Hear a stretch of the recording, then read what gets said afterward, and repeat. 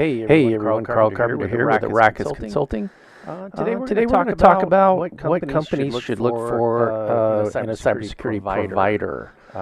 There's a lot of demand and need for cybersecurity professionals, and that includes possibly outsourcing work to a company because you simply can't afford it in-house. The question is what would be the correct company or individual to pick for whatever outsourcing or whatever you're trying to do? Not all companies truly understand cybersecurity. And again, as of this YouTube video, I think there's something like 800,000 unfilled cybersecurity jobs in the United States, and 4, 5, 6 million, probably closer to 6 million worldwide. So obviously there is a demand for cybersecurity, and obviously there's not enough people to perform the job.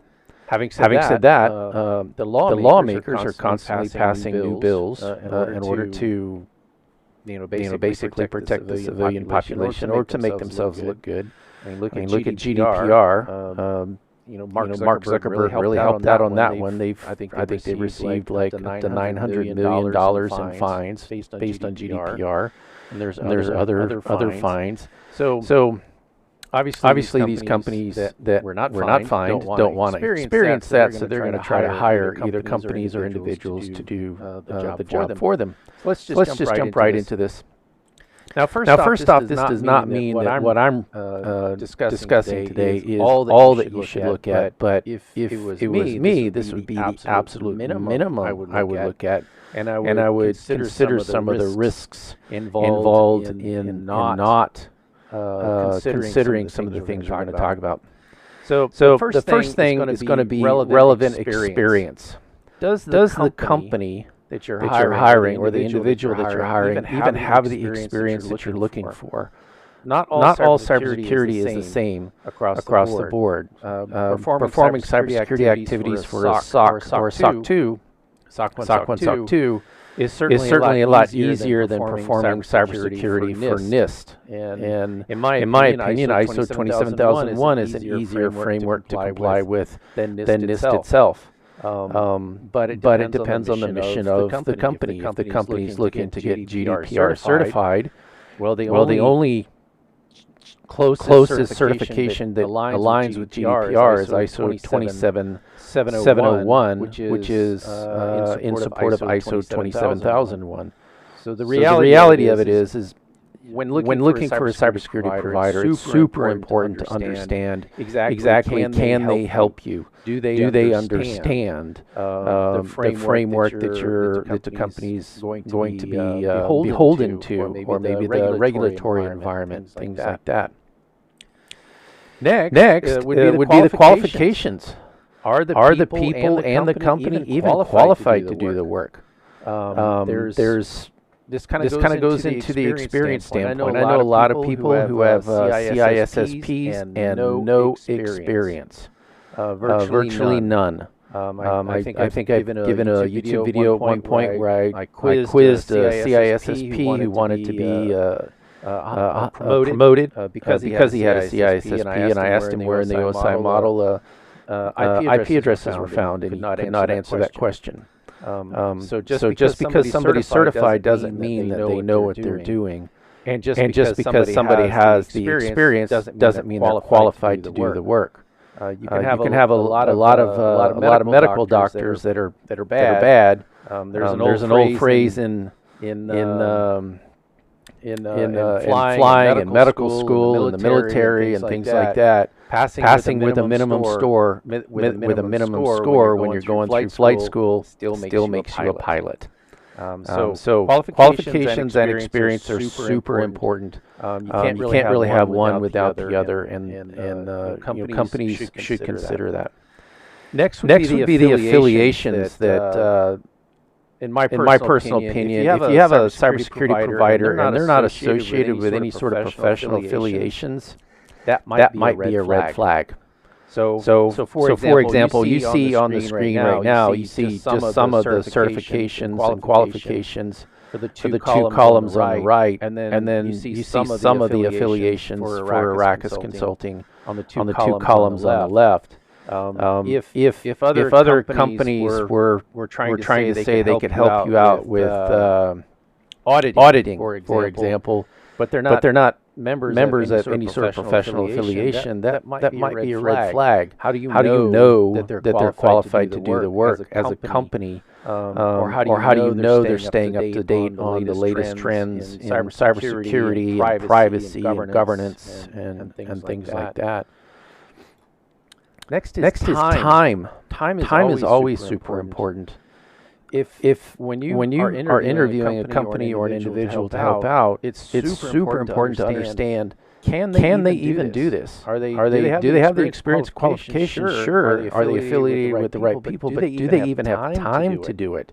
And if they don't have time, but they're accepting the job, or you have indications that there are a lot of time conflicts, then maybe that should be something to consider.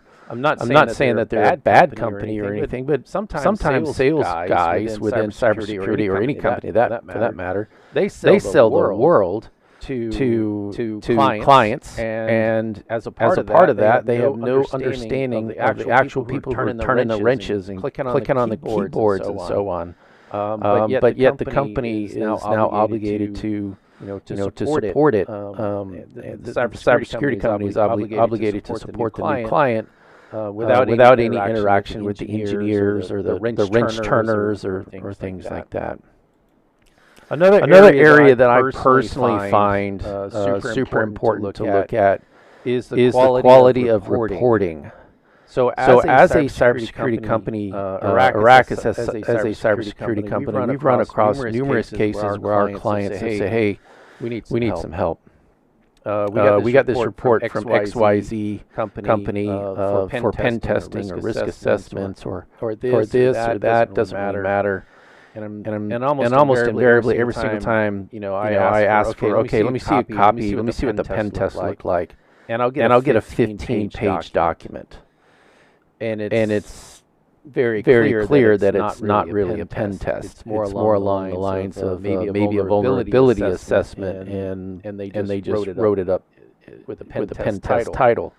So that's a red flag for me. If I see a report that is not fully fleshed out. So for example, on a pen test, when we provide pen tests, we show this is the problem, and then we have screenshots on exactly how we exploited the problem. We give them commands. This is what we typed. This is the output. This is a screenshot of the output.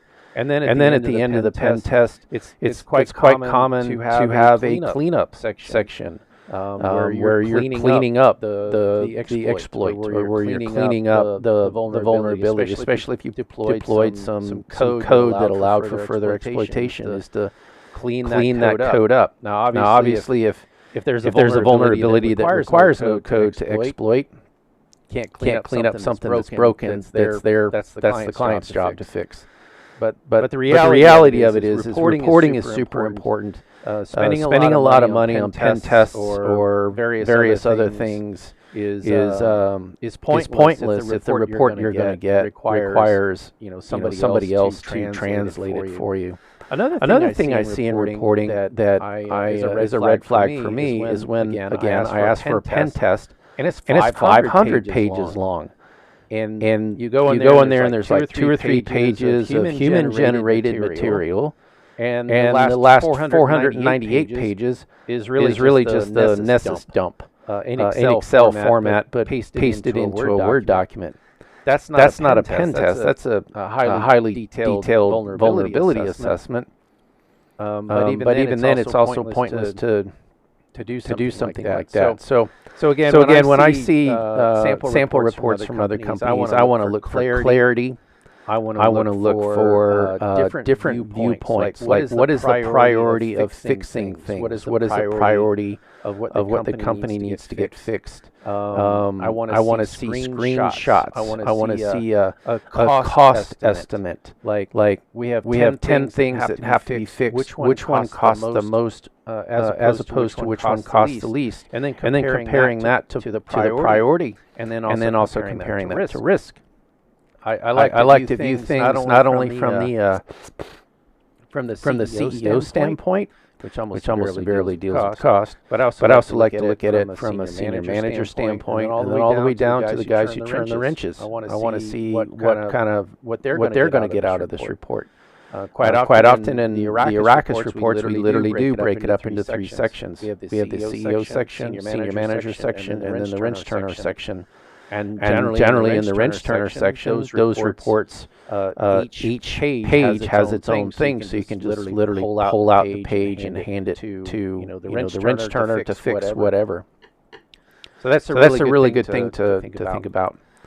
Another one, very obvious, obviously reputation. If they have negative reputation due to Google, if you do a Google search on them, and they have some sort of negative reputation, obviously that's a sign or a red flag that should be considered. But it's also I would also caution people to take everything with a grain of salt. Unfortunately, companies sometimes have unhappy customers, and they like to report their unhappiness on various websites, simply to basically get revenge.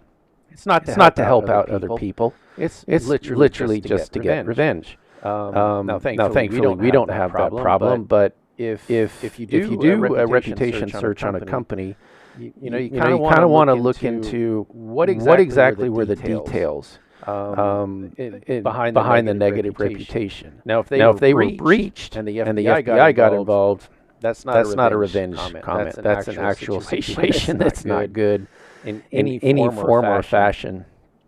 But there are also other things to look at in relation to reputation.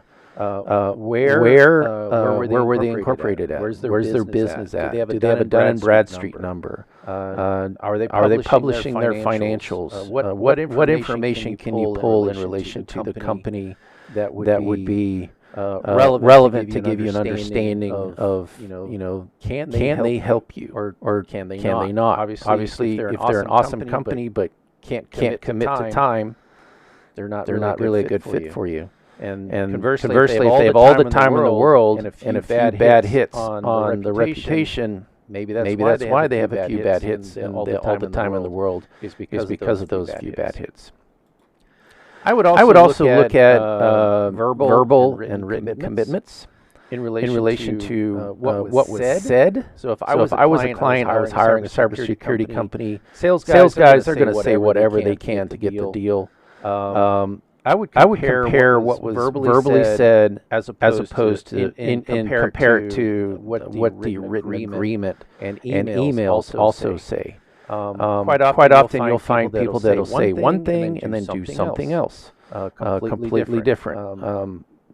I find that personally lack of ethics in some cases. I prefer people just tell me exactly what they're doing, why they're going to do it, things like that. And then if I have an issue with it, I will tell them that.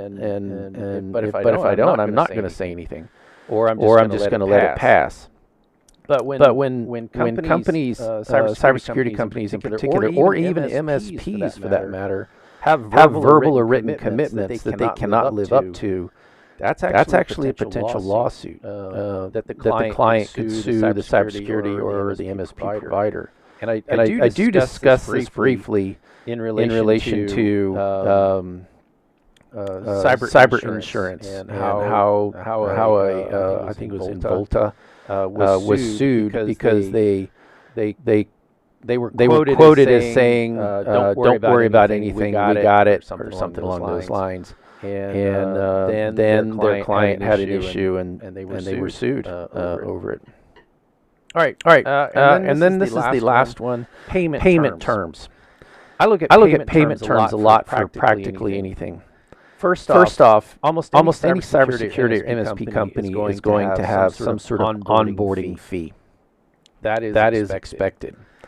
However, after that, the recurring fees, it should be expected to be net 30. Now the onboarding fee could be pay upon receipt or upon signing of the contract, whatever. But any recurring fee, I would look for net 30 terms as an average. Now, if you had net 15, that might be a little bit of a red flag. If you had net 60, that would be extremely abnormal in my opinion. But that would not necessarily that certainly wouldn't be a red flag. But if I had monthly invoicing and that monthly invoicing was due upon receipt, that could be a red flag to indicate that the cybersecurity company or MSP company is having problems with cash, and they need to have money coming in faster in order to just basically survive. And that kind of again goes back to time, qualifications, and relevant experience. Although in this case, the relevant experience would be just running a business. So again, payment terms are something I always look at. And with that, thank you everybody for your time, for watching. It's time for me to go flying. Nice windy day here in sunny Arizona. If you have any questions, please feel free to reach out or comments or whatever. And with that, I will leave you to enjoy the rest of your weekend. See ya.